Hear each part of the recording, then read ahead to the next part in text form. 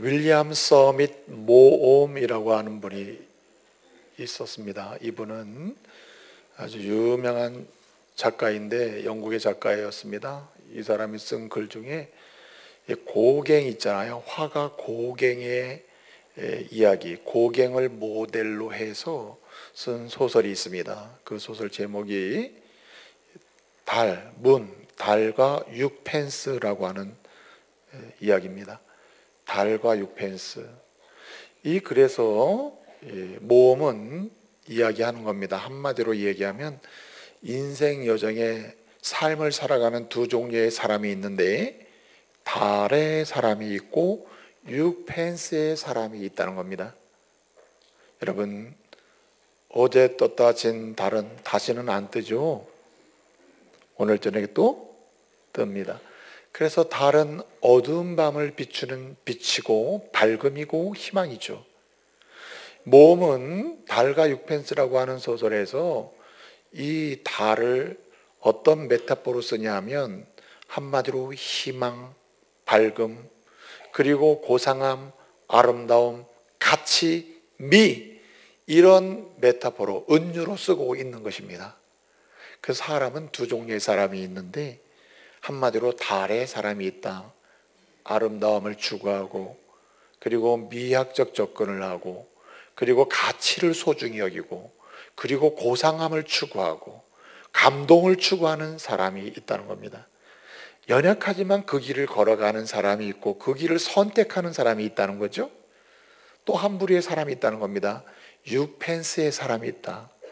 여러분, 모험이 이 글을 쓸 당시에 영국 사회에서 은하 중에, 한마디로 동전이죠, 은하 중에 제일 가치 없고 한마디로 제일 가치가 적은 은하가 6펜스 은하였습니다. 오늘날로 말하면 우리나라로 몇 원? 1원에 해당됩니다. 그렇게 보면 되겠습니다. 1원짜리 같은 거죠. 여러분, 거스름돈을 1원을 벌으면 이거 잊어버리지 말아야지. 너무너무 소중해.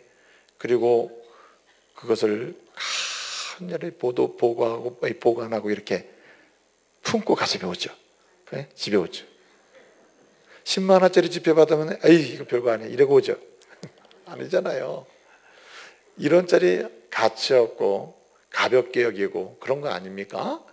그런데 이 모험은 그 달과 6펜스라고 하는 글에서 6펜스를 그렇게 쓰는 겁니다. 저질적이고 저속하고 그리고 세속적이고 돈 중심이고 그리고 끊임없이 세상적 권력과 쾌락을 추구하는 이런 사람을 하나의 메타포로 쓴 그런 도구가 6펜스입니다. 그런 사람을 은유해서 이렇게 6펜스를 쓴 겁니다. 그래서 달과 6펜스라는 글을 쓰면서 두 종류의 세상에 사람이 존재한다. 달의 사람이 있고 6펜스의 사람이 있다. 저속을 추구하는 사람이 있고 한마디로 얘기하면 고상함을 추구하는 사람이 있다. 아름다운 가치를 추구하며 세상 사람들에게 감동을 주는 그런 인생을 선택하고 살아가는 사람이 있고 끊임없이 다른 사람에게 눈물과 탄식을 유발케 하는 그런 것을 선택하고 살아가는 사람이 있다는 말입니다. 그래서 무슨 얘기하고 싶은 거예요? 그런 사람이 있다는 것에 마침표를 찍는 게 아닙니다. 그러면 소설이 아니죠. 순표를 찍습니다. 두 종류의 사람이 있다. 순표. 질문합니다. 당신은 어떤 사람입니까? 그리고 마침표를 찍습니다. 당신은 반드시 어떤 사람? 달의 사람이 되어야 한다는 거죠. 여러분, 지금까지 여러분의 인생을 돌아본다면 오늘 이 시점까지 온 여러분의 인생 여정을 다시 반추해 본다면 여러분은 어떤 사람이었습니까? 달의 사람입니까? 6펜스의 사람입니까? 물질적이고 저속한 것을 추구하고 쾌락만을 추구하고 나만이 즐기면 된다고 하면서 다른 사람에게 끊임없이 눈물과 탄식을 불러일으키는 그런 인생길을 선택하면서 달려온 사람입니까? 아니면 끊임없이 아름다움과 가치와, 지금 나는 부족하지만 그래도 아름다움과 참된 가치와 희망을 나누고 감동을 주는 삶을 살겠노라고 추구하면서 달려온 사람입니까? 그리고 모험 말하는 거예요. 그런 사람 돼야 하지 않느냐 하는 거죠. 그런 가치를 제공하고 있는 겁니다. 여러분 어떤 사람인 것 같아요? 그런 질문은 좀 어렵죠. 여러분 달의 사람입니까? 하여튼 모험의 제안대로 한다면 달의 사람이었습니까? 지금까지 6펜스의 사람이었습니까? 혹시 여러분이 생각할 때 나는 6펜스의 사람으로 살아온 것 같아요 라고 생각하는 사람이 있으면 오른쪽 눈을 깜빡여주십시오. 나는 아닙니다. 나는 그래도 달의 사람을 선택하고 추구했습니다. 그러면 두 눈을 크게 뜨고 웃으세요. 그럴 줄 알았어요. 여러분, 주님은 오늘 우리에게 이런 질문을 던지고 있는 겁니다. 오늘 본문 말씀 보게 되면 우리 예수님께서 체포가 되셨습니다. 그리고 가야바 법정에서 사내들인 공회에서 사형원도를 받았죠. 그리고 이제 공적으로 사형원도를 내려야만 하고 그 집행을 할 수 있는 결정권, 권한권, 재판권을 가지고 있는 실제적 권력, 로마 제국이 파송한 유대 지역을 다스리는 총독 빌라도에게 넘겨졌습니다. 그리고 신문을 받고 있는 거예요. 잘 아시다시피 예수님이 신문을 받았습니다. 우리는 침묵에 관한 말씀도 제가 드렸습니다. 끌려갔다는 것도 말씀드렸습니다. 넘겨졌다는 것도 말씀드렸죠. 예수님은 무죄하시다 하는 사실을 빌라도가 발견한 겁니다.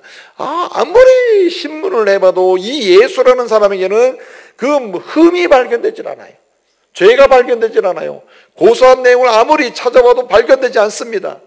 아무리 찾아도 사형원도를 내릴 만한 죄악이 없어요. 아니, 먼지 같은 죄도 없다 이 말이죠. 그래서 빌라도는 고민이 되는 겁니다.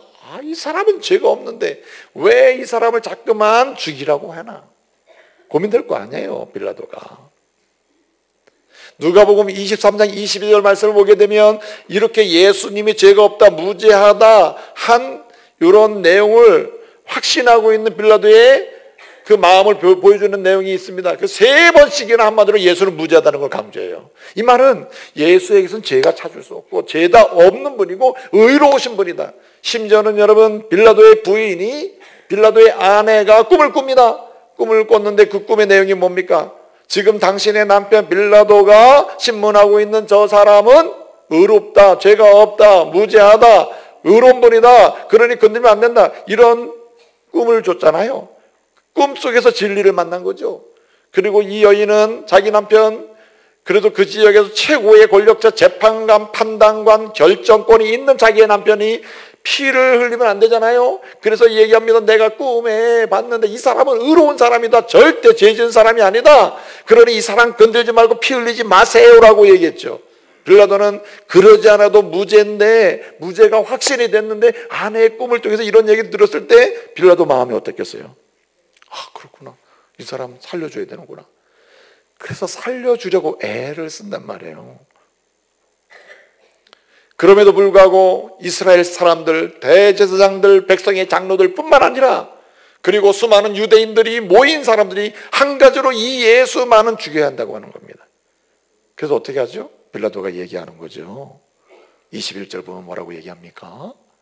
이렇게 얘기하죠. 그러면 명절에, 너희 명절에 아무리 그강 무도한 죄인이라도 너 여러분들이 원하는 그런 사람이 있으면 한 사람을 풀어주는 관례가 있으니까, 그러면 이 예수하고 여러분들이 원할 만한 가장 그강 무도한 사람 이 바라바, 이 두 사람 중에 내가 한 사람을 풀어줄 테니 여러분들이 선택하시오. 이렇게 질문을 던진 겁니다. 선택하라. 누구와 누구? 바라바와 그리스도 사이에 선택을 하라는 겁니다. 여러분, 유대인들, 대제사장, 백성의 장로들 누구 선택했습니까? 바라바를 선택했죠.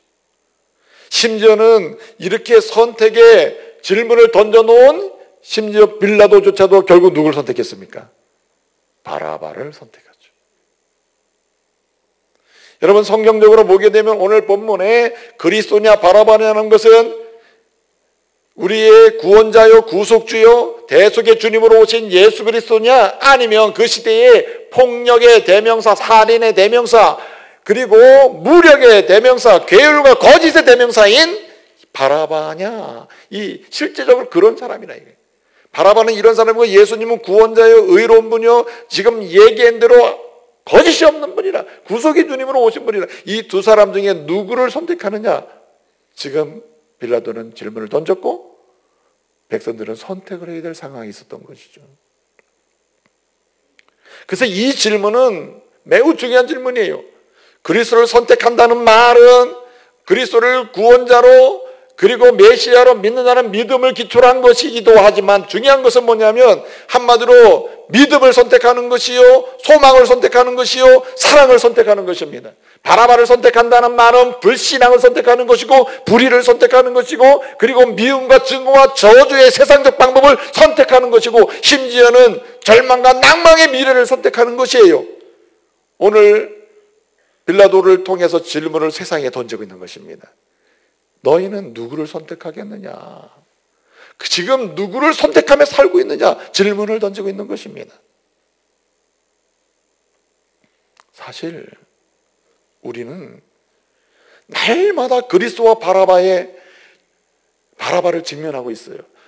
그리스도냐 바라바냐 선택의 기로에 서 있습니다. 아침에도 점심에도 저녁에도 그리고 낮에도 끊임없이 순간순간마다 우리 앞에는 항상 바라바와 그리스도의 상황에 직면해 있다.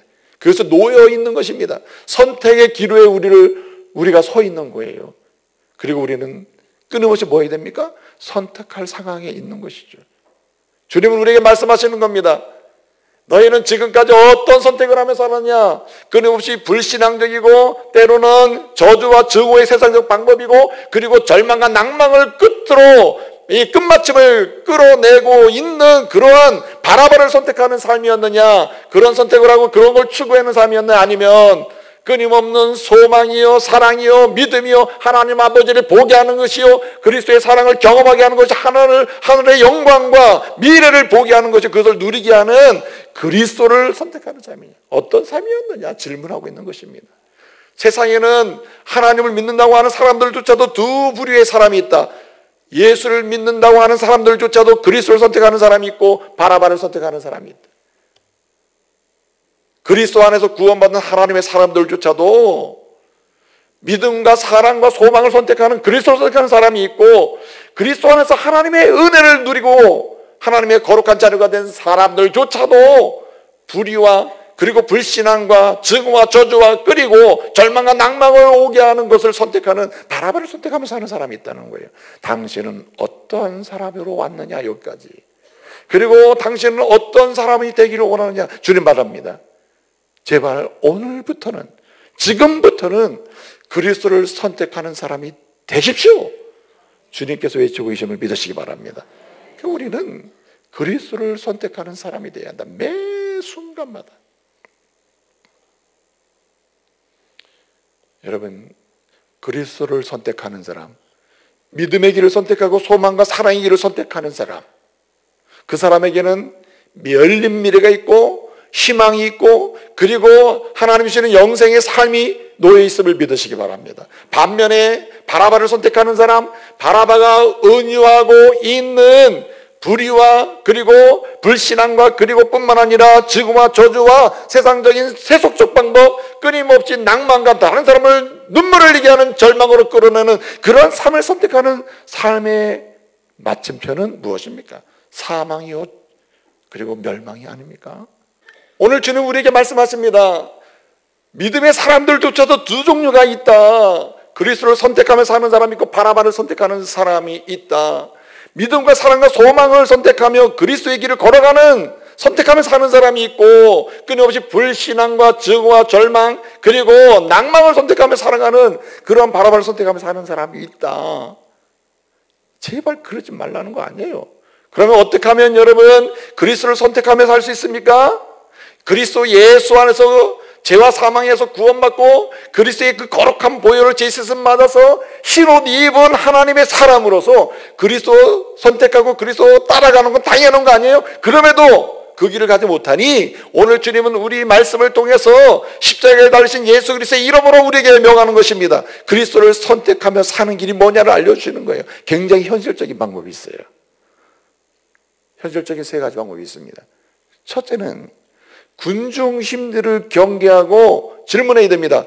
이것이 예수님이 좋아하는지, 좋아하시는 것인지 아닌지를 질문하면서 하는 것입니다. 이게 그리스도를 선택하면서 하는 첫 번째 방식이에요. 여러분, 오늘 말씀을 보게 되면 이 유대인들을 보십시오. 빌라도가 이야기하지 않습니까? 이 사람에게서 죄를 찾을 수 없다고 하니까 뭐라 합니까? 막 소리지나 아니요! 죄를 찾을 수 없다니 예수를 십자가에 죽이시오! 이 말은 뭡니까? 극악무도한 죄인이라는 거 아니에요? 죄가 없다는데도 죽이라는 겁니다. 유대인들이 소리칩니다. 또 뭐라고 그럽니까? 막 십자가에 못 박으라니까 그러니까 뭐라 그럽니까? 아니, 이 사람들은 잘못이 없는 것 같은데, 예수는 죄가 없는 것 같은데 어떻게 하면 좋냐? 뭐라 그럽니까? 그들이 다 소리질러. 여러분 그 헬라어 단어 중에 판테스라고 하는 단어가 있어요. 판테스. 오늘 본문에 보게 되면 판테스 레구세인이라는 말이에요. 그들이 다 판테스, 다 핵심은 뭐냐면 열의 일명 없이, 거기 모인 모든 유대인들, 대제사장 또 장로들까지 열의 일명 없이 한 명도 빠짐없이 소리를 질렀다는 겁니다. 십자가에 죽이라고. 한마디로 이 사람은 죄인이라고 외친 겁니다. 그럼 왜 이 사람들은 왜 그리스도를 선택하지 못하고 바라바를 선택하게 될까요? 그 이유가 뭐예요? 군중심리의 포로가 된 겁니다. 군중심리에 넘어가 버린 거예요. 여러분 개인적으로 보게 되면 옳고 그름을 압니다. 모르는 거 아니에요. 바른 길과 옳지 않은 길을 알아요. 하나님이 좋아하시는 것, 좋지 않은 것을 압니다. 그럼에도 알면서도 결정적인 순간에 그리스도냐 바라바냐 이런 상황의 직면 앞에 놓이게 되면 매 순간마다 어디로 갑니까? 바라바를 선택한단 말이에요. 바라바. 이유가 뭡니까? 군중심리의 포로가 되기 때문입니다. 제가요, 군 제대를 하고 이제 예비군을 몇 년간 하잖아요. 그 예비군 생활을 몇 년 하는데, 제가 그 예비군 이제 그 서울 사당동에서 제가 이제 있을 때 예비군 활동을 했는데, 예비군 이제 그 생활을 할 때 향목을 했어요. 향목. 그러니까 군의 군목이 있듯이 그 예비군대 그 당시에 지금 모르겠어요. 그 당시에 지역에 이제 예비군 중대가 있고 대대가 이렇게 있잖아요. 이렇게 있으면 동에 소속돼 있으면은 향목이 있었습니다. 향목. 그래서 제가 이제 향목을 했거든요. 예비군의 목사다 한마디로. 이제 제가 군에서도 이제 군중을 했으니까 당신 목사니까 향목을 하셔. 이래가지고 제가 향목을 한 겁니다. 그 임명이 돼가지고. 그래서 이제 그 동원 예비군 훈련을 이제 몇 차례 가거든요. 그럼 가서 뭐 예배도 인도하고 뭐 이제 기도도 하고 뭐 이렇게 하는 거죠. 근데 내가 이해가 안 되는 것 중에 하나가 뭐냐면은, 그 뭐 사당동에서 그 군인들 저 예비군들 다 사복 입고 만나면 정말 신사 엘리트. 아주 뭐 직장도 좋고 뭐 사업도 잘하고 뭐 굉장히 좋은 분들이에요. 근데 동원 예비군만 가면 이상해서 사람이. 예비군복을 딱 입고 관광버스를 타고 이제 홍천으로 보통 오거든요. 그쪽 지역이 홍천으로 왔었거든요. 오면은 휴게소 한 두 군데를 들리거든요. 한 군데는 두 군데, 홍천강 휴게소 꼭 들렸습니다. 꼭 들리는데 내리잖아요. 휴게소에 내리면은 그냥 음료수나 뭐 하시고 이제 예를 들면 화장실 갔다 이렇게 타면 되는 거 아니에요? 괜히 여학생들 보면 막 이러고 뭐 여성들 보면은 아니 집에 자기 아내도 있든지 아니면은 뭐 친구들도 많을 거 아니에요. 군생 가는 것도 아닌데 그냥 막 소리 지르고 그래서 참 희한한 사람들이네. 예? 근데 희한한 게 뭐냐면은 한 명만 그러면 이해가 가. 내리는 사람이 한 사람이 그러면 우우 그러고 그러는데 다 소리를 지르고 다 막 외치고. 그거 희한하죠? 이게 군중심리의 힘이라는 거예요. 여러분 르봉이라고 하는 사람이 있는데 이 사람이 군중심리라는 책을 썼습니다. 그 르봉이 이런 얘기를 했어요. 군중 심리의 파괴력은 대단하다. 그 힘이 긍정적으로 쓰일 수도 있고 부정적으로 쓰일 수 있는데, 그렇기 때문에 힘을 무시할 필요는 없다. 그러나 긍정적으로 쓰일 수 있도록 사용하는 사람이 한마디로 뭔가 미래가 열린다는 거죠. 한마디로 군중 심리의 포로가 돼서 빠져있는 사람은 미래가 안 열린다는 거죠. 여러분, 오늘 성경은 주님 말씀하십니다. 판테스 다 열의 일명 없이 소리를 질렀다. 이게 군중 심리의 포로가 됐다는 말입니다. 근데 사실은 이렇게 십자가에 못 박으세요, 십자가에 못 박으세요 막 소리를 지르는 사람 중에 한 사람도 빠짐없이 다 그랬을까요? 아닙니다. 그 중에는 한 사람, 두 사람씩 아니지, 예수가 무죄한데 왜 그를 죽이려고 그러지? 반대하는 사람도 있는 거죠. 그런데 왜 본문에서 판테스, 레거신 그들이 다 한 명도 빠짐없이 외쳤다, 십자가에 죽이라고 외쳤다, 이런 말을 할까요? 굉장히 중요한 메시지가 여기 숨어 있는 것입니다. 그리스도인으로서 매 순간마다 그리스도를 선택하고 그리스도가 말씀하고 있는 신앙과 소망과 사랑의 길을 선택하며 그 부여함을 누리는 선택의 길을 가르는 사람이 되려면은 현실적으로 뭘 경계한다고요? 군중심리 경계해야 된다는 거예요. 막 여론에 따라 움직여가는, 사람이 끌려가는, 몰려가는 그것에 따라 함께 가는 것을 경계해야 한다는 거죠. 그래서 경계하는 가장 좋은 방법이 있다는 겁니다. 그게 뭔가 하면 제자들이 끊임없이 교훈받으면서 배운 건데, 이게 뭐냐면 예수님이 좋아할까라는 질문을 던지는 거예요. 막 사람들이 가려고 할 때 이 방향이, 이곳이, 이 길이, 이 선택이, 이 결정이 누가 좋아하는 걸까? 예수님이 정말 좋아하는 거 맞아? 하나님이 좋아하시는 거 맞아? 질문 한번 던져보면 어떠한 군중 심리의 움직임과 파괴적인 힘도 경계할 수 있고 이겨낼 수 있음을 믿으시기 바랍니다. 예수님이 좋아하실까? 아니다는 거죠. 여러분, 미국에서 있었던 일인데요. 한 두 청년이 어릴 때부터 같은 마을에서, 같은 도시에서 그냥 굉장히 중마고로 자란 거예요. 그래서 청년이 됐습니다. 중마고로 자라면서 좋은 사람이 됐으면 좋았을 텐데, 두 사람이 자라면서 청년이 되면서 그 동네 그 멀리 근처에 있는 도박장, 유흥장에 그냥 전속 출연자가 된 겁니다. 계속 드나드는, 밤만 되면 그리고 낮에 일하고 저녁에는 계속 그러고 가는 거예요. 동네 사람들, 지역 사람들, 그 도시 사람들이 그 유흥장, 도박장을 즐겨 찾는 것입니다. 다수가 찾는 거예요. 어느 날 저녁에, 수요일입니다. 주일 저녁입니다. 그때도 어김없이 가는 거예요. 근데 어느 날 딱 가려고 가다가 보니까 그 도박장 옆에 교회가 있는 겁니다. 항상 다니는데 교회가 보인 적이 없는데 그날은 교회가 보인 거야. 여러분, 예전에는요, 이 교회 앞에 항상 게시판이 항상 있었고, 그 교회 앞에 게시판에 항상 금주의 말씀 써붙인 거 기억나십니까? 저희 중부교회도 이전에 중앙동에 있을 때 그 앞에 작은 게시판이 있어. 거기에 금주의 말씀, 오늘 저녁 말씀 제목 이렇게 써붙여 놨었어요. 그게 미국에도 간접적으로 있었습니다. 이 두 친구가 그냥 도박장, 유흥장을 가다가 교회 게시판을 본 겁니다. 그 두 친구가 그 앞에 섰어요. 야, 여기 뭐 게시판이 있네.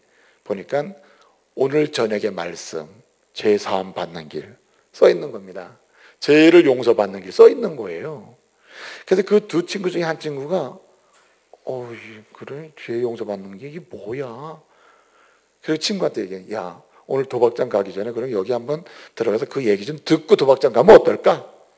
그러니까 이 옆에 친구가, 야, 출발할 때부터 우리는 목적지가 어디에? 유흥장, 도박장인데 무슨 갑자기 교회를 가냐? 제사함 받는 거, 이건 예수 믿는 사람들이랑 들으라고. 우리는 유흥장 가야 된다고, 유흥장.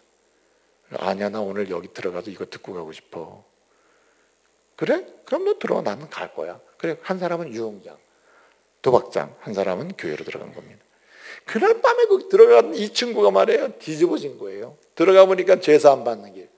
인간은 모두 하나님의 형상대로 창조되었으나 이렇게 창조된 사람이 하나님께 범죄함으로, 주님을 떠남으로 타락하여 악에 빠져 살게 되었는데, 이런 죄와 사망으로부터 사는 방식은 오직 우리를 위하여 보냄받아서 우리를 위해 십자가에 죽으시고 부활하신 예수 믿는 길밖에 없고, 그 보혈의 피로 죄 씻음 받은 자는 거룩한 시온 옷을 입고 하나님의 자녀로서의 영생을 약속받은 사람으로 살 수 있다. 죄 있는 자여 회개하시오. 예수밖에는 길이 없다. 이건 단순하지만 영원한 진리다. 이렇게 선포가 되는 겁니다. 그래서 그 소리를 듣고 깜짝 놀란 거예요. 자기가 죄인이라고 생각한 적이 한 번도 없는데 성령께서 그 마음을 감동해서, 그렇구나, 내가 생각하는 것보다 왜 이렇게 싫은 것만 하고, 어릴 때부터 부모가 하지 말라는 것만 하고, 이젠 청년이 돼서도 내 마음대로 이렇게 하나님 싫어하는 것만 내가 했구나, 못된 짓만 했구나. 거기 뒤집어진 거야. 십자가의 보혈로 제사함 받고 예수를 영접하고 그날부터 유흥장을 끊어버린 거예요. 친구를 만나지 못하게 된 겁니다. 그 뒤로 수십 년이 지났어. 유흥장 간 친구가 그 길을 반복하다가 감옥에 들어가 있게 된 겁니다. 어느 날 미국에 대통령 취임식이 있는 날입니다. 모든 교도소에 있는 죄수들조차도 감옥 안에서 TV를 통해서 대통령 취임식을 구경하고 있는 겁니다. 그 대통령 취임식을 구경하는데 이 감옥에 들어간 이 친구가 탄식을 바닥을 치면서, 그때 나도 그 친구 따라서 교회로 들어갔어야 되는데 이용장으로 가는 바람에, 선택을 이쪽으로 하는 바람에 다수의 동네 사람들이 다, 젊은이들이 이용장 가는 거 보고 다 이리로 가는데 한 명, 두 명 저녁에 그냥 교회로 들어가는 그거 보고 못하라 그리고 왔느냐 하고, 다수를 따라 이렇게 와서 내가 이용장 가는 결과가 내가 마지막 감옥에 와 있구나. 그리고 한탄을 하는 거예요. 그날의 대통령 취임한 사람이 누구냐? 그날의 교회로 들어가서 예수 그리스도의 은혜의 보혈, 십자가의 보혈로 뒤집어져 가지고 인생이 바뀌어서 마음과 심령이 바뀌고 영혼의 상태가 바뀌고 윤리적 도덕성이 새로워져 가지고 기가 막힌 도전하며 살다가 대통령이 된 클리브랜드라는 대통령이에요. 여러분, 비록 소수지만 한 명, 두 명 저녁에 그냥 띄엄띄엄 들어가는 그 자리지만은 다수, 군중심리 다수가 사람들의 심리를 동요를 일으키는 그 사람들의 상태를 따라가지 않냐고 그날에 들어갔던 이 사람은 새로워졌다는 말입니다. 왜? 그리스도를 선택했기 때문에. 할렐루야. 사람들의 눈을 두려워해서는 안 되는 겁니다. 여러분, 또 한 가지 있습니다. 오늘 여기 말씀 보면은 아주 현실적인, 그리스도를 선택하며 그 길을 가는 현실적인 두 번째 방법이 있습니다. 따라합시다. 우유부단함을 경계하고 책임을 져라. 우유부단함을 경계하고 책임을 내가지는 것입니다. 사람은 각각 삶의 자리에서 하나님으로부터 직분을 받습니다. 때로는 가장 현실적으로 가정에서 어머니의 직분, 아버지의 직분이 있죠. 그리고 삶의 자리에 직분이 있습니다. 직분이라는 것은, 포지션은 권위를 동반합니다. 거기에 따르는 권위가 있고 권위는 동시에 책임을 부여받습니다. 여러분, 왜 그리스도를 선택하지 못하는가? 왜 바라바를 선택함으로 절망으로 가고, 그리고 불신앙으로 가고, 미움과 저주의 세속적 방법으로 인생을 살게 되는가? 그 중에 하나가 바로 우유부단함에 있다. 한마디로 이야기하면 자신의 직분과 자신의 권위와 자신의 책임을 다른 사람에게 돌려놓는 것입니다. 사용하지 않는 거예요. 사용하지 않아요. 오늘 빌라도가 이렇게 이야기합니다. 뭐라고 얘기합니까? 사람들이 막 십자가에 못 박으러 할 때 빌라도가 뭐라고 얘기하면, 그러면 이 사람 어떻게 하면 좋아? 어떻게 하면 좋을까? 더 소리를 질러 십자가에 못 박으라 그러잖아요. 누구를 놓아줄까? 이게 다 어떻게 합니까? 얘기 핵심이 뭡니까? 어떻게 하랴, 내가 이 예수를 어떻게 하랴. 오늘 본문 말씀 보게 되면은 굉장히 중요한 언어입니다. 이게 티, 운, 포이에스. 티, 어떻게, 운, 그러면, 포이에스, 뭐뭐 하랴 하는 뜻입니다. 그러니까 이게 무슨 얘기냐면은, 그러면 너네가 자꾸만 그러는데, 아니 무지한 사람이 그러면 나 어떻게 하면 좋다는 말이냐? 너네가 결정하라. 너네가. 여러분, 최종적으로 그 시대의 최고 가나안 지역의 권력자는 빌라도였습니다. 그런 직분을 가지고 있었어요. 포지션을 가지고 있었어요. 포지션은 뭘 동반한다고요? 권위를 동반합니다. 결정의 권위가 있단 말이에요. 재판의 권위가 있단 말이에요. 결정권을 가지고 결정권은 뭘 지고 있다고요? 책임을 진다는 겁니다. 근데 이 사람 뭐예요? 책임을 넘겨요. 결정권을 넘겨요. 그리고 어떻게 합니까? 자기 직임의 소중성을 포기해버리는 거예요. 직분, 책임, 권위 다 버리는 거예요. 여러분, 오늘 이 시대에 어머니 아버지들이 자기 자녀를 양육하면서 스스로 고개를 숙입니다. 네 마음대로 해라. 네 마음대로. 네가 알아서 해라. 나도 이제 모르겠다. 할 만큼 했다. 여러분, 주님 앞에서 부모의 직분, 부모의 권위, 부모의 책임은요, 할 만큼 했다, 할 만큼 했다고 하는 한계선은 없어요. 믿으시기 바랍니다. 할 만큼 했으니까 이제는 놔두라고. 안 됩니다.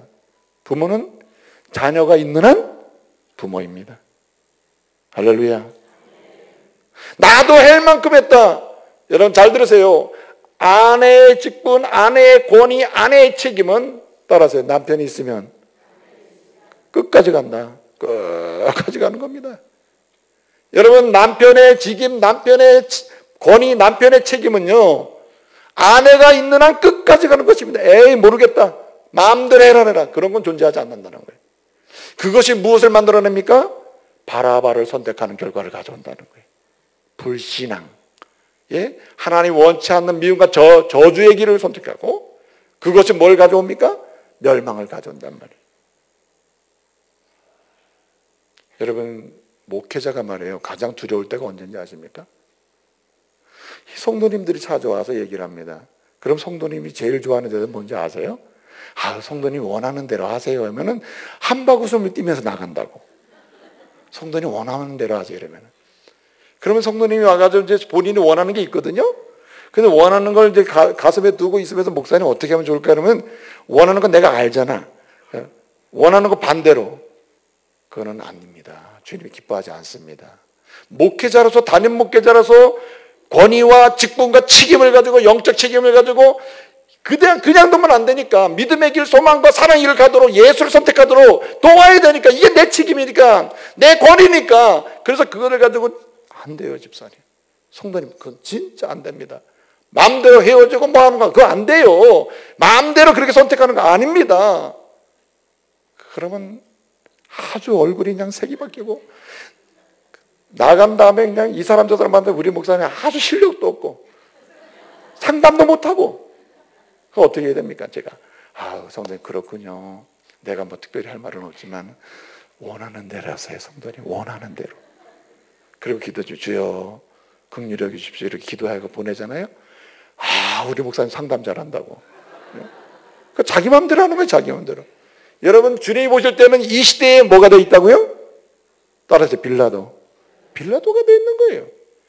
바라바를 선택하는 이 시대의 빌라도 목회자, 바라바를 선택하는 이 시대의 어머니, 바라바를 선택하는 이 시대의 아버지, 바라바를 선택하는 이 시대에 아내와 남편이 있기 때문에 여러분, 하나님의 은혜로운 역사가 경험되지 않는 거예요. 이 교회의 슬픔이 어디 있습니까?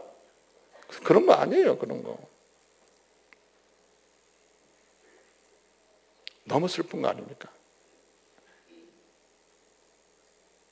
여러분, 요즘에 정말 슬픈 바로 이런 거예요.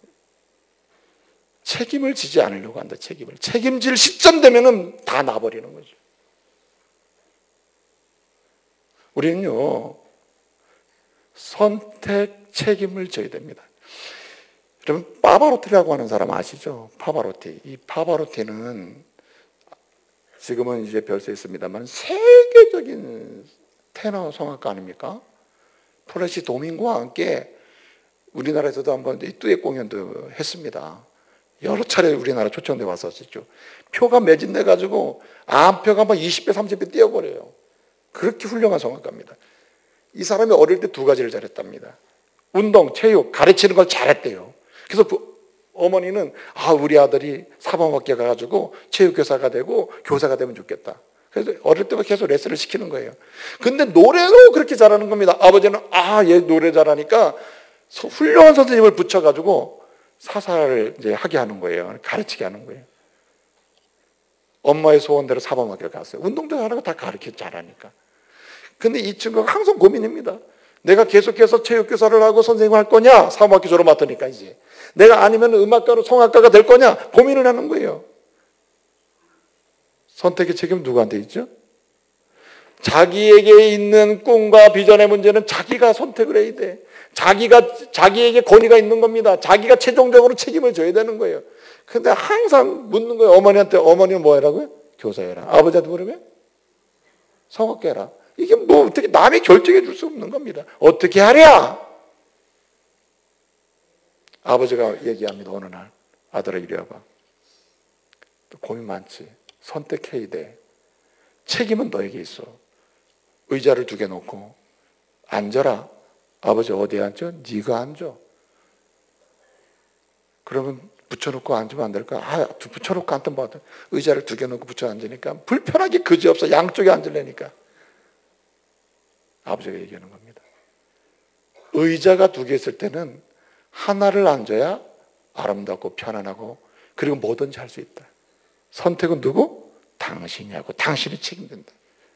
바로 때 그걸 딱 듣고 그렇구나. 선택은 내가 해야 되는구나. 그 선택은 기준은 뭐죠? 얘기하는 겁니다. 아버지가. 너도 행복하고 다른 사람도 행복하고. 바로 때 얘기해요. 내가 교사하면 몇 명만 행복할 수 있겠다. 나는 행복하지만.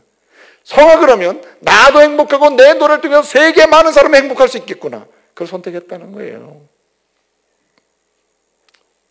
선택의 책임은 누구? 내가 져야 됩니다. 사랑하는 성도 여러분, 어머니의 책임, 아버지의 책임, 남편과 아내의 책임, 그리고 교회 직분자의 책임 남에게 떠넘기지 마세요. 누가 해야 됩니까? 내가 져야 돼요. 책임을 떠넘기는 우유부단함 때문에 이런 저런 방법을 그냥 우유부단하게 선택하고 나가다 보면 어떻게 됩니까? 자녀가 문제가 되는 거 아니에요. 아니 내 인생이 문제가 된다 이 말이죠. 마지막 한 가지 드리고 싶은 말씀이 있습니다. 오늘 말씀에 보게 되면 바라바가 아니라 그리스도를 선택하는 아주 중요한 인생길을 갈 수 있는 방식이 있습니다. 현실적인 방식은 뭐냐면 현재의 나의 이기적인 목적을 경계해야 합니다. 그러면서 뭘 염두에 둬야 되냐면 따라합시다. 다음 세대를 생각하는 사람이 되어야 됩니다. 내 나이가 어떠하든 상관없이 다음 세대를 생각하는 사람은 항상 그리스도를 생각하는 은혜가 있음을 믿으시기 바랍니다. 오늘 이스라엘 사람들에게 이야기합니다. 빌라도가 얘기해요. 내가 말하지 않았느냐? 이 사람은 무죄하다. 그럼 너희가 잠깐 죽이려고 하니 너희가 어떻게 하라고 물었더니 너희가 죽이려고 했지. 그럼 내가 너희에게 넘겨준다. 알아서 해라. 그리고 어떻게 합니까? 손을 씻죠. 손을 씻으면서 소리 질러야 나는 무죄하다. 나는 죄가 없다. 이 피 흘리는 거에 대해서 너희가 당하라. 너희가 책임져라. 그렇게 얘기하죠. 그랬더니 이스라엘 사람들, 대제사장, 백성의 장로들이 뭐라고 얘기합니까? 그 예수가 죽으면서 흘리는 피의 대가, 피의 대가는 누가 치러요? 나에게 돌리고 그 다음이 중요합니다. 누구에게 돌리소서? 내 자손에게 돌리소서. 내 자손에게. 생각해 보세요. 그러면 피를 흘린 대가는 저주거든요. 누군가 피를 흘리겠다는 성경적인 것은 저주가 임해요. 멸망이 임한단 말이에요. 그러면 어떤 부모가 어떤 사람이 자기의 아들 때 자기 후손이 저주받기를 원했겠어요? 뭘 경계하지 않았기 때문입니까? 당장 자기가 원하고 자기가 바라고 있는 이기적인 현실적인 목적 그거 하나 매달리다 보니까 자기 자녀까지 저주하게 되는 거죠. 그래서 그리스도를 선택하며 사는 방식은 현실적인 자기 이기적 목적을 경계를 일단 해야 돼요. 그러면서 뭘 생각한다고요? 항상 다음 세대를 생각해야 됩니다. 오늘의 부모의 문제는 자녀를 생각하지 않는 데 있습니다. 여러분 오늘 저와 여러분들에게 주신 선물 아들 딸들 성장한 아들 딸들 부모님 그런 분 있죠. 우리 둘째는 성품이 좋은데 첫째는 왜 이렇게 이기적인지 몰라. 성품이 성질이 아주 급해. 이런데 여러분 그렇게 말하면 안 돼요. 다음 세대 자녀를 생각하지 않고 어릴 때부터 부부가 자녀 어린아이가 누워있는 상태에서 끊임없이 인격 모독적인 말을 하고 불같은 성격을 발휘하고 그리고 악한 말을 한 그것이 그대로 누워서 잠들어 있는 아기에게 비처럼 내리고 있는 거예요. 비처럼 싹 쏟아집니다. 다음 주에 생각하지 않는 거죠. 그러니까 현실적으로 내 남편을 이기면 뭐하고 내 아내를 이기면 뭐하냔 말이에요. 오늘 이 시대의 교회의 문제는 뭐가 어디에 있습니까? 여러분, 교회의 리더십들에게 문제 있는 거 아니에요? 리더십들이 끊임없이 분쟁을 일으킵니다. 자기의 주장을 일삼으면 현실적인 자기 이익과 목적을 쟁취하기 위하여 끊임없이 싸워 나가는 겁니다. 희생당하는 사람은 누군가? 다음 세대예요. 자라나는 아이들이 교회 가면 싸우는데 못하러 가냐니, 못하러. 어른들이 교회 가면 이쪽으로 오라 저쪽으로 오라 편을 가르고 있는데 왜 가냐고. 어린 세대가. 아이들부터 청소년까지 대학생들은 말할 것도 없고 교회 오겠어요? 영적인 피해가 누구에게 갑니까? 다음 세대에 갔다. 그래서 여러분, 다음 세대 하나만 생각하는 이런 믿음의 인생을 살게 되면요, 매 순간마다 그래서 선택하게 돼요. 할렐루야. 어떤 사람 그래요. 뭐 동생에 자기 마음대로 사는 건데 그거 뭐 어떠냐. 놔둬라, 놔둬. 누가 뭐라 그럽니까? 그러나 법으로 보장하지 말라는 거죠. 동성애를 법으로 보장하지 말자. 그러면 법으로 보장하면 누가 손해보느냐? 내 아들, 딸이 손해본다. 내 아들, 딸이. 다음 세대를 위해서 난 못하겠다는 거 아닙니까? 안 된다는 거죠. 당신이 동성애로 살고 싶으면 사는 건 누가 뭐라 할 수 없겠다. 그러나 법으로 보장해서 조장은 하지 말자는 거 아니에요? 이건 책임을 져야 되는 거 아니야 말이죠. 이제 말씀을 마칩니다. 보세요. 제가 어릴 때에 우리 집에 개가 있었습니다. 일명 똥개입니다. 똥개가 있었는데 제가 이렇게 그 개는 나만 쫓아다녀요. 제가 이렇게 학교 갔다 오면 내가 놀러 가면 저만 쫓아다니는 겁니다. 자, 그런데 동네에 가면 친구들이랑 놀잖아요. 가장 친한 친구 둘이서 놀고 뛰어다니고 이리 뛰고 저리 뛰고 하죠. 그럼 이 개가 나랑 친구랑 둘이 돌아다니면요, 개가 졸졸졸 쫓아다닙니다. 이 개가 우리 집 개인 걸 모르는 사람은 내 친구랑 나랑 이 개의 주인이 누군지를 몰라. 개는 나를 쫓아오는데 내 친구랑 둘이 다니는 데를 쫓아다니는 거거든요. 저거 누구인지 모르죠. 그런데 말이에요, 실컷 놀다가 결정적인 순간에 이제 각기 집으로 가야 될 길이 갈라지는 순간이 옵니다. 그러면 제가 우리 집으로 가는 길을 돌아서는 순간 걔는 누굴 쫓아와요? 중간에 그냥 서 있어요. 둘이 안 가니까. 누굴 쫓아와요? 주인을 알고 쫓아온단 말이에요. 날 쫓아오는 겁니다. 여러분, 이 시대는요, 항상 바라봐 그리스도가 놓여 있습니다. 늘 있는 것처럼 보여요. 그래서 우리는 예수를 쫓아간다 하면서 바라바를 쫓아가는데 다 예수 쫓아가는 것도 착각한단 말이에요. 그런데 여러분, 우리의 인생의 나이가 더해지고 신앙의 나이가 더해지면 갈림길을 볼 줄 알아야 돼. 갈림길. 예수님이 이쪽으로 가지 바라바는 이쪽이라는 걸 보아야 돼요. 그럼 누구 쫓아가야 돼? 개보다는 나아야 되지 않아요? 그래서 쫓아가야지. 그런데 문제는 뭐냐면은 결정적인 인생의 갈림길 어디를 쫓아간다고요? 바라바를 쫓아간다. 주님이 이거 한탄하시는 거예요. 이제는 제발 그러지 말아라. 그리스도를 따라가라. 그리스도를 닮아가라. 선택하고 은혜를 누려라 하시는 말씀에 역사 속에 참여하시기를 말씀으로 축복합니다. 기도하겠습니다. 은혜로우신 아버지 하나님, 주님, 이 시대는 항상 선택의 기로에 놓여 있는 시대입니다. 그리스도냐 아니면 바라바냐. 주님, 오늘부터 다시 그리스도를 선택하고 그리스도를 따라가고 믿음과 사랑과 소망의 길을, 그 부유함을 누리는 저희들 되게 하여 주시옵소서. 예수님의 이름으로 기도합니다. 아멘.